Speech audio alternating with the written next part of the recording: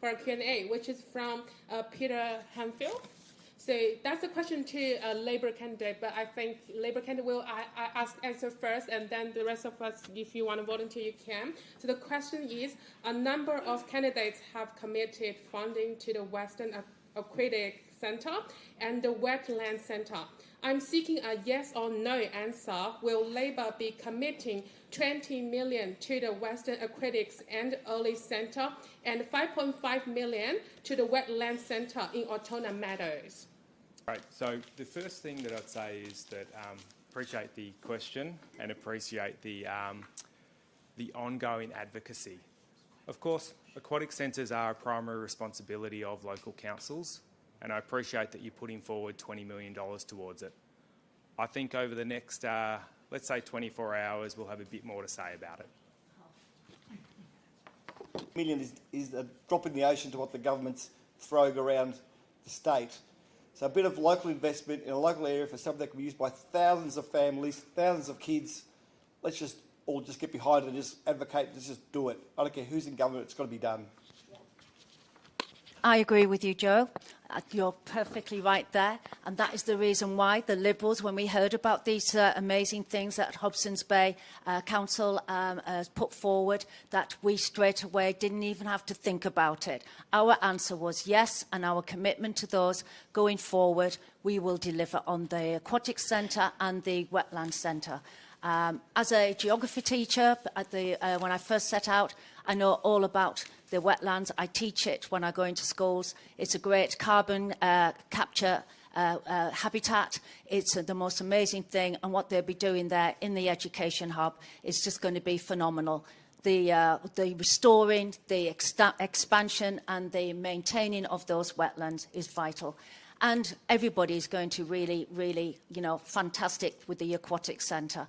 It is going to actually revitalise Altona Meadows, which I think has somewhat lagged in facilities, but this is really going to make Altona Meadows, put them on the map. So it's a big, big yes from us. Thank you, Angela. Yeah, sure. So when it comes to the Wetland Centre, I was there this morning. I had a Meet the Candidate picnic right there.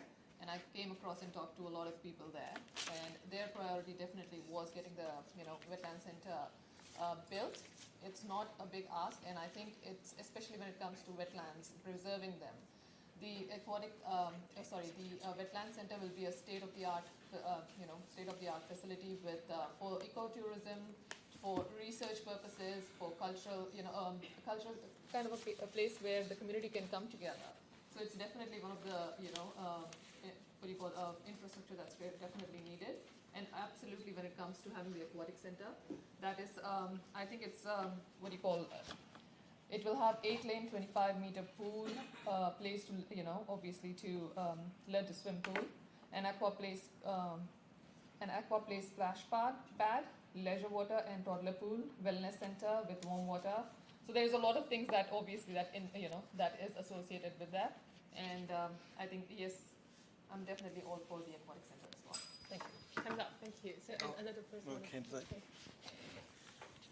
And that's going to be the last speaker for this question, unfortunately. You can have the next one, because sorry for that. I guess I just wanted to add to this conversation is that local government has limited ability to raise revenue.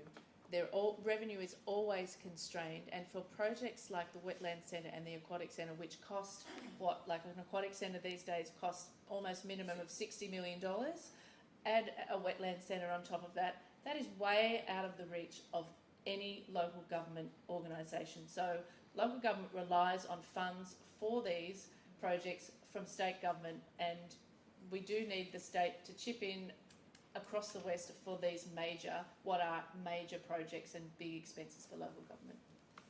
Thank you very much for your answers. Okay, now we have